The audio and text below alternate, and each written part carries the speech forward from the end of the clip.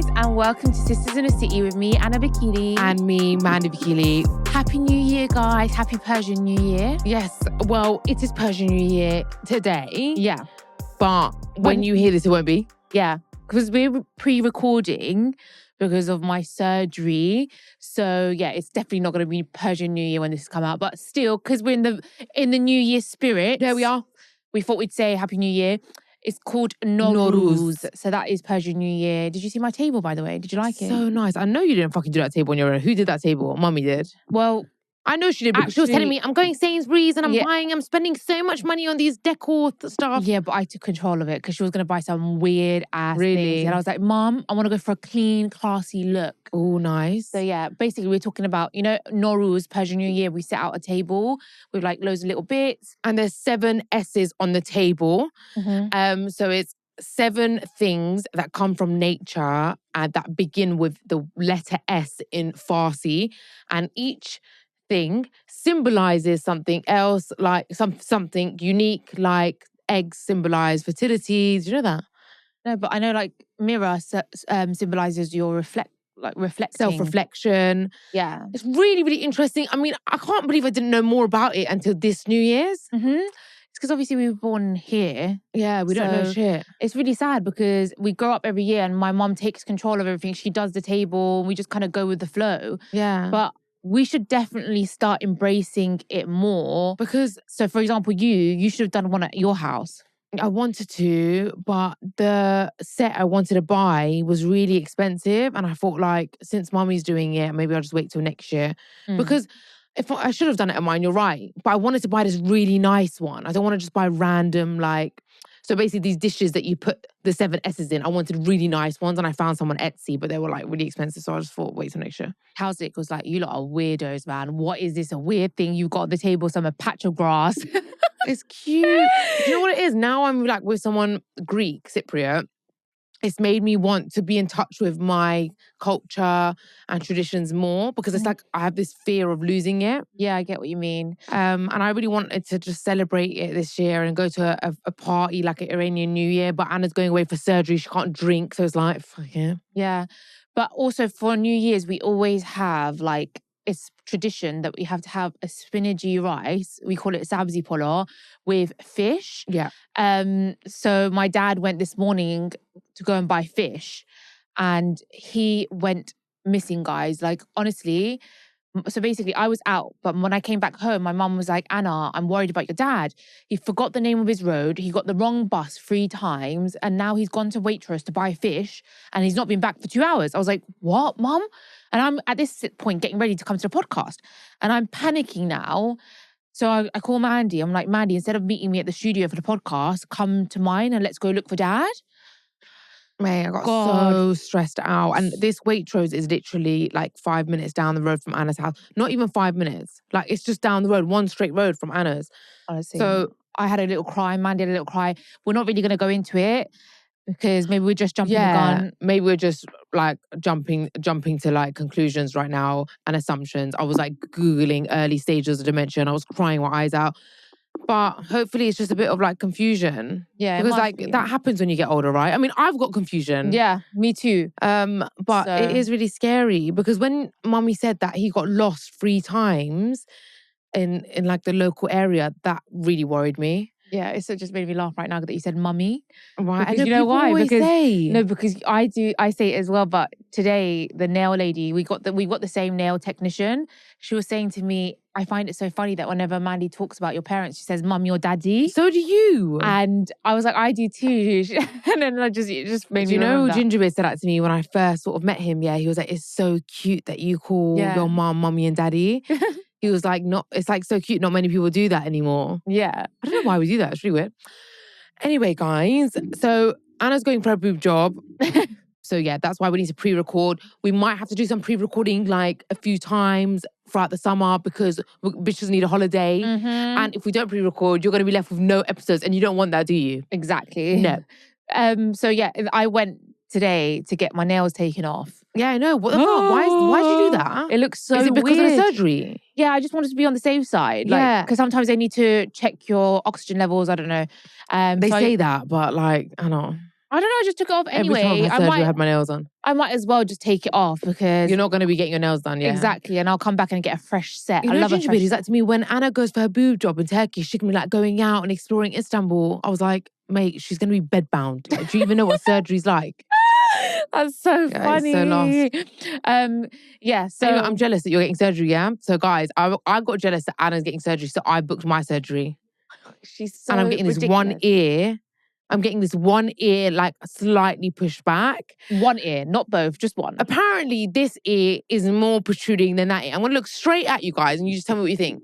But let me just pull my hair as well so you can really... Okay, so this ear. And I thought, look, if it goes fucking tits up as well, yeah? Like, at least it's only one ear that I've messed up. Let's just see what happens. But I am going to the best place. But I mean, you never know when it is the best place. It still can go wrong. But the guy that done my consultation was so thorough. He done 2 consultations with me just for one ear. Oh my God. On 2 separate occasions.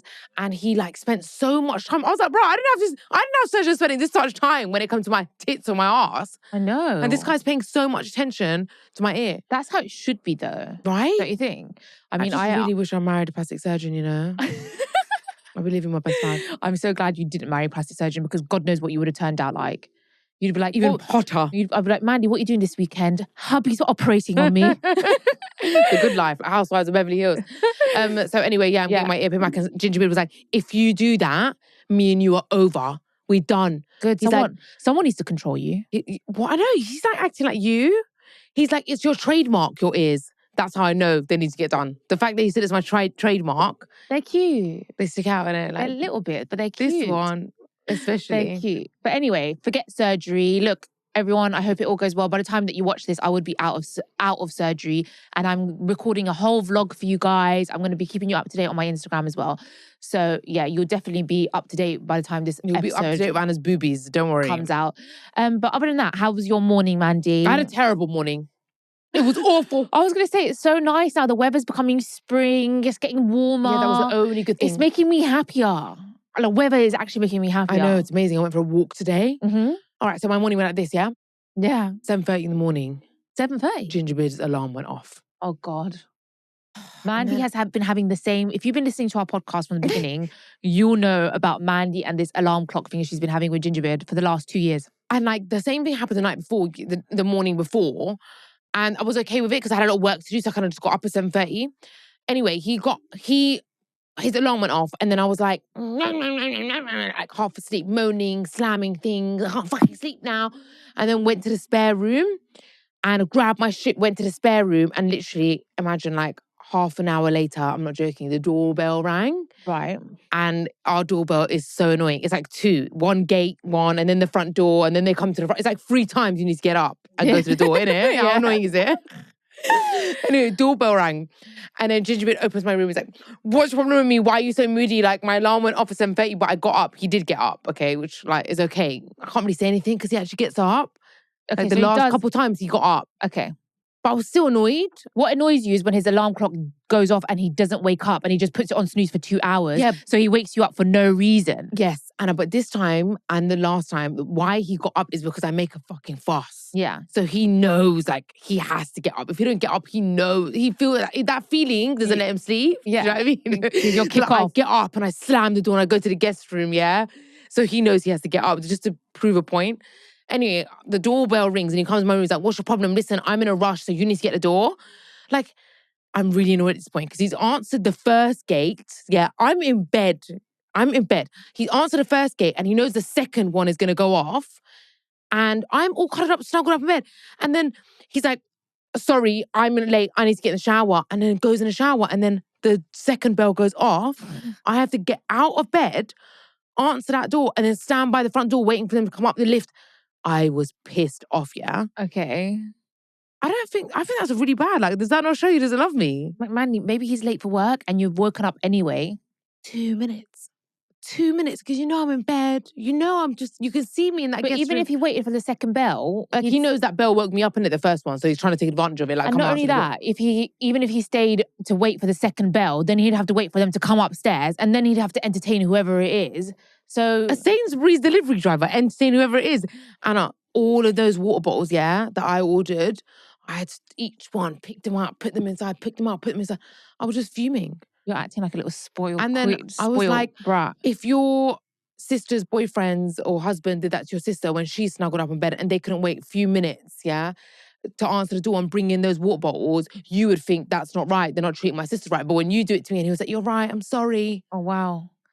Is that it, Mandy? That was it. Oh, wow. I haven't argued with Gingerbread since. Let me tell you, I've got it on my... She writes in her calendar. I've got it in my diary. We haven't argued since the 4th of March. 4th of March. That's exactly 2 weeks and 1 day. 2 weeks and 1 day they haven't argued. It's really, really... It's record-breaking for us. You know our relationships are toxic when we have to start writing down the days we've argued and the days we haven't. The best thing, you know. Because when I started getting into really bad arguments with Cowslick, that's what Mandy told me I have to do. I need to start writing down a diary about my feelings and like when we argue and what happened. And, you know, triggers. So I feel like we haven't argued because I've changed, because I've taken your advice, and I've changed because I've changed, and the relationship's changed. And every day is just super romantic and soppy. Oh, good. I'm really glad that I helped your relationship in some way. Yeah, I know. Anyway, other than that, I've got my driving lesson very soon. I can't give a date because I don't want no evil eye and shit. Okay. By the time this comes out, you would have done your test. Either failed or passed. Okay, yeah. I will either failed or passed when this comes out. But you'll find out from my Instagram if you follow me. If you don't follow me, then what the fuck are you doing? But basically, I've done a mock exam, a mock test with my driving instructor. And my driving instructor's like the nicest man ever. Like, he's my best friend. He's like an old man. I love him, yeah? Yeah. Like, I don't know what I'm going to do. I'm never going to see him again. It makes me so sad. I know, it's you know quite them sad. bonds you make in life. Like, I used to work with a lady in Boots, the chemist, and she was like a bond for me. Her name was Carol. Yeah. And I never saw her again. And like, I don't want that to happen with my driving instructor, Shamim. Anyway, so we done a mock exam, but he was like really changed as a person during the mock test. He was like, I am not your friend anymore. You're not talking anymore. I am an examiner. And sometimes they come across quite crude or whatever. So we done this test and I failed. Like a mock test? Yeah, I failed a test, mock test. Can't believe I failed on speeding. On speeding. How do you even fail that? That's not even like, that's easy to pass on speeding. Do you know why? Because the car, actually tells you on the dashboard, it comes up with like speed limit and then you can't go faster than it. Okay. Right? But the road has, so basically the car hasn't been updated with new speed limits on the road. So then I'm driving down a road, it comes up on my dashboard 30. I'm like, oh, okay, it's 30 because it just pops up. And then I haven't realized that the road has actually been updated by the government and the road is 20. Okay, yeah, which most roads are now, jarring. I know. And another reason I failed is because, you know, those two little like narrow metal pillars that you're scared to go through. I go through them literally all the time. They're very narrow. You've got to go through them like 0.1 mile an hour. Like, there's so many of them around my place. It's different when you're driving a big Benz, a wide Benz, which is Cowslick's, which I'm so scared of getting a scratch on because he'll literally kill me. How does Cowslick go through them? Does he go through them? Yeah, he does go through them. Of course he goes through them, but it's his car. When you're not driving your own car. I'm driving my boyfriend's car. His car's super expensive and I'm scared of like anything happening to it. So I'm extra careful. I literally avoid them. And if I do go through them, I go through them like a snail. Everyone gets so everyone angry. Goes through them like a snail. Apart from Gingerbread, when he goes through this, he's got a massive range. Bro, he just zooms through them. But anyway, I go through them all the time, like every lesson. But this time he thought I was going too close to the right. So he intervened. And apparently when you have to intervene, that's a major fault. Right. But I mean, I don't feel like I would have hit it if he didn't intervene. But he intervened and I had a major fault for speeding and that basically him pulling my steering wheel. And now I'm realizing why Gingerbread is saying like, maybe wait till you pass till you get a car because he thinks I might not pass. Basically. You're going to pass for sure. Don't worry. I don't know, Anna, you know. But you don't check your mirror or stupid shit. Like, it's not about knowing how to drive. Like, I can drive. Mm-hmm. It's about like stupid shit. Yeah. No, don't think negative, positive thoughts. You're going to pass. I'm sure you are. Finally, there's only one more problem in my life and I just don't know what to do about it. Yeah, my mum's dog. I'm going to speak quickly because obviously Anna's got loads of catching up to do as well. I don't have that much catching up to do. Oh, really? Okay. Yeah. Well, my mum's dog, like, look, I love my mum's dog. I'm like, it's my family dog. Grew up with him and everything, yeah? But he's giving me mad anxiety, Anna. Mandy, stop it. No. I need to ask. I've been Googling about this and there's other people experiencing the same thing as me. Okay. You know these videos you see of dogs and reels and compilations of dogs? Like, my mum's dog, our childhood dog, he's 15 now, he's old. he isn't like those dogs. He's not craving for affection. He's not that affectionate. He's just after food 24/7, right? He's very well fed.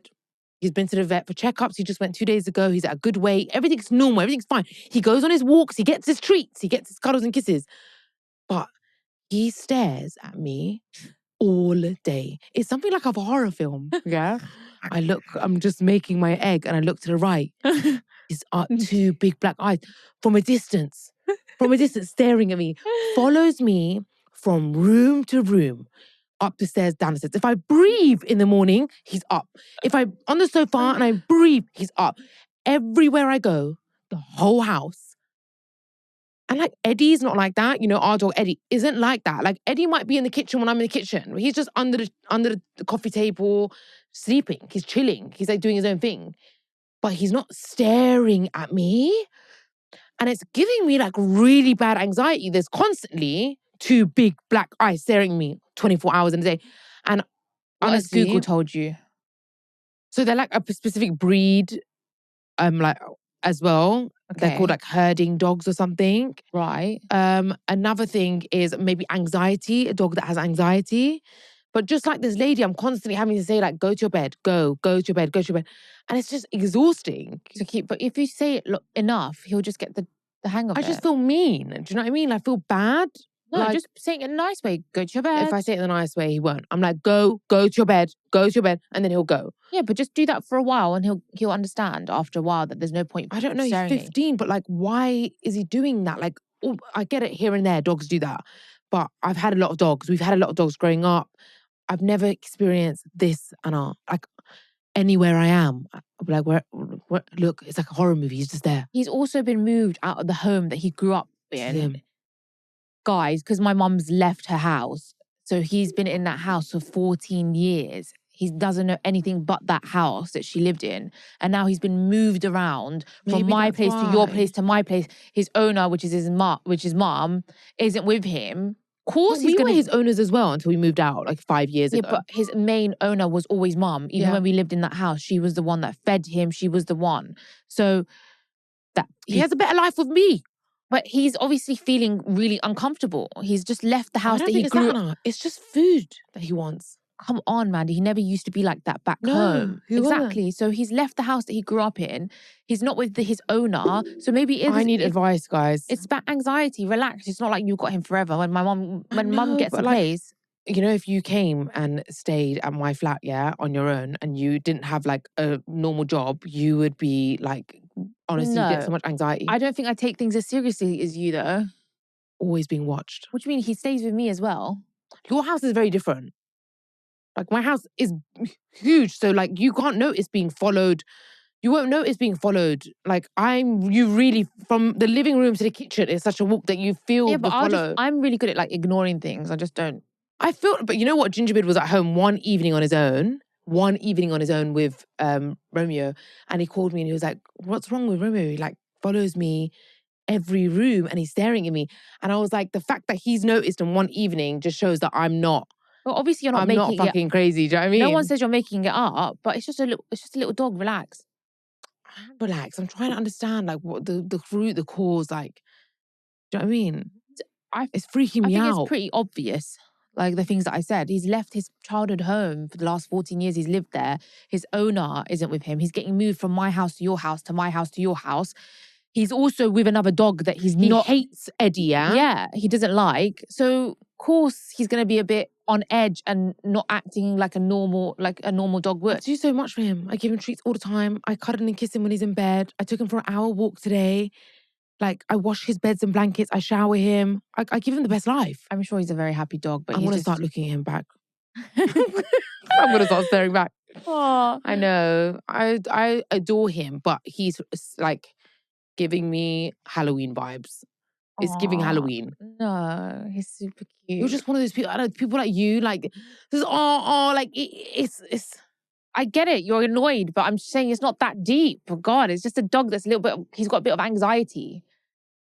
All right, okay, go on. You tell me about your life now. You're making me feel guilty now. You're making me feel bad. I am so tired, guys. I woke up so early this morning. I had to go for pharmacy training because pharmacists now have all these new services that they have to provide, we need to start checking people's nose, ears, and throat. What? Yeah, we have to start using the otoscope and basically You're checking. basically becoming doctors. Basically, We have to start.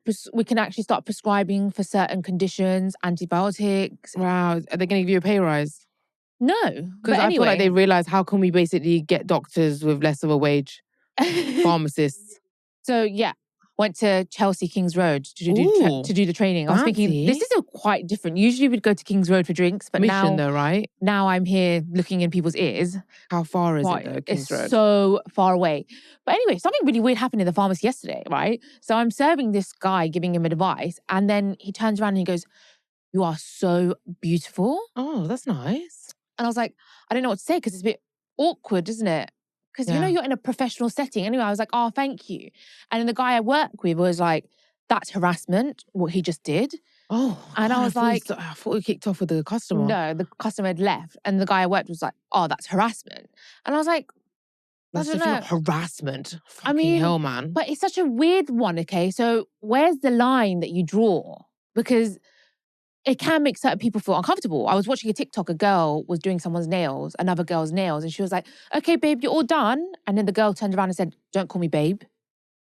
And the girl that was doing her nails was like, "What do you mean? Sorry, what did I do?" She was like, "You called me babe, don't do that." She was like, I would "What?" love to just like and slap she that said, person. And the girl said, "Why?" And she was like, "Because it's sexual." And then the girl was like, "I didn't mean it in a sexual way. I just meant it it's a culture way." And I was thinking, it's so weird. Sexual? Is it fucking sexual? Babe isn't sexual. It ain't fucking sexual, mate. But maybe if a guy said it to a girl, it would be, I don't know. Where's the line? If a guy said it to a girl, he'd be gay. Because what guy goes around like, "Mandy, babe"? Like what straight guy says babe? I just thought it was really interesting because where do you draw the line? How far do you go? Can a guy at the till when I'm serving him say, "You have really beautiful lips"? That's maybe a bit like sexual because lips are like for kissing and sucking. Like, I mean, the line is drawn way past "you're beautiful." Like the person who said it's harassment is probably one of these like 18-year-old millennials. Is that what they're called? Like their new generation. No, you know, everything's harassment, everything's rude, and everything's offensive. Yeah, but the way he was looking at me and he said, "I'm beautiful," wasn't in a like really nice, "Oh, you're beautiful." It was a bit awkward, like, "You're beautiful." It was a creep, innit? So, but does it deserve to go to prison? No. I just thought it was interesting because you just don't know when you're drawing. Because a girl can say, I mean, I've said so many times to people that I'm at the till, I'm like, "Oh my God, you're stunning. You're so pretty, babe." But so you can't say that to a girl then? Because if it means it's harassment from a man to a woman, that means it's harassment from a woman to a woman. Because you taught me that after I slapped that girl's ass and tape and I got kicked out. Exactly. Right? Right? That's what I mean. I fucking don't agree with any of this. Really? Maybe I slapped the girl's ass was harassment. I'll take that now. Yeah. But they're saying you're beautiful. That's not scary. Like, what is the world going to come to now? Okay, but what if someone said, "You have such a nice nose"? Oh my God, really? That would like actually convince me not to get a nose job. If anyone thinks I have a nice nose, please comment. Let me know. I just thought it was interesting because like, when do you draw the line? Let's say I'm with someone and I'm giving him advice on something, a medical thing, and then he turns around and says, "I'm beautiful." It kind of just, the professional side of things. You were gassed. No, I wasn't gassed. So gassed. I was not gassed. I get so awkward. Gassed. I get really awkward in these situations. At the same time, gassed. No. Awkwardly gassed. No. Anyway, that was my day in the pharmacy yesterday. Did you call the police on him? No, I didn't call the police. I was just thinking about it. I was just like, "What'd you do?" And I just thought to myself, wow, I literally rolled out of bed. You should see the way I look in a pharmacy. I rolled out of bed, put my hair in a scrunchie, and I look like shite. We were naturally beautiful though. But I was like, that's why I cannot go to the pharmacy on my work days putting effort in, because I will imagine there'll be boners all around the pharmacy. Like Viagra would never get sold. Imagine Anna put makeup on in the pharmacy. Everyone was just making excuses to come and be like, "I'm sick." Oh my God, so funny. But yeah, so this morning I had training, then I came back and got my nails taken off, and then I went for a walk with Cowsley. Oh, so nice! To enjoy the lovely weather, which... Please share the story, what you told me about them guys just starting on Cowslick. I did say the story. Oh, you did? On the Patreon episode. Anyway, we were walking and I was seeing all these dogs. That's my favourite part of going for walks, is seeing all these little dogs, different sizes, giving them love, giving them strokes. And then like I saw kids and I was like, "Oh God, so annoying." I find kids really annoying. And I was like to Cowsley, "Do you know what? it's really strange because when I see dogs, me and Kalzik do is talk about how we want to get a dog, we want to get a dog. We are obsessed with the thought of getting another dog, right? Even though we're not, guys, because my flat's too small. You guys should be talking about kids. I know. So this is the thing. I was like, you know what? Every time I see all these different dogs, I get so excited at the thought of getting another dog. I get so excited about bringing up a little puppy, and I just really want a dog and build a connection with a dog. My dog, because I know we share Eddie. I want my own dog. Anyway, I want Eddie just to be mine. Well, he's not. He's both of us.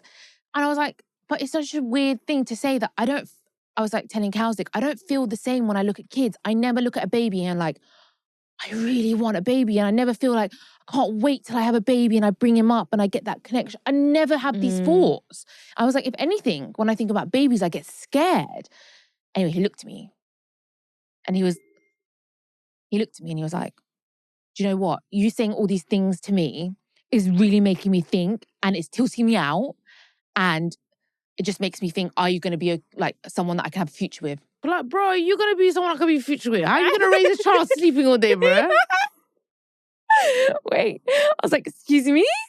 I was like, excuse me? I was like, firstly, you're my partner, my man. I should be able to speak to you about how I feel and without you judging me. I feel like I hate that when people judge women like that because they just expect as a woman for you to have that really maternal feeling, and that if you don't have that maternal feeling that you'll be a crap mum, which isn't true because I know that mum never had that. Mummy's told me so many times that I never had that really strong feeling of wanting to have children. When it happened, look at her. She's the best mum ever. And he was like, it just makes me think, are you a family girl? I was like, I am the most family. Yeah, he was like family kind of family woman about the family life. We're so obviously family orientated though. Like, that's why I said, obsessed with our family. I was like, you can tell that I am so obsessed with my family. He's just trying to reach. I was like, you're judging me, and I feel like I should be able to speak to you without you judging me, number one. Number two, you're the same as me. I've never once heard you say, oh, I can't wait to have children. I can't wait to have a kid with you. And all you do is talk about dogs. Yeah. You know? So I feel like you're judging me and you're being a hypocrite as well. And then we got into we kicked off a little bit. A bit dog of an versus baby argument. A dog versus baby thing.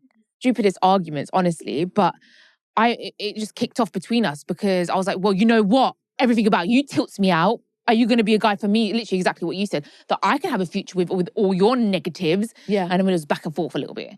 And then he apologized. And then it was done. But anyway. So did you decide on the dog or the baby in the end? Yeah, he gave me a kiss. He was like, I know you'd be a brilliant mum. I'm sorry. And then I was like, well, now we're talking about it. You better start moving because I don't see us getting any closer to this engagement, to kids. It's your fault. You need to start moving quicker. Yeah.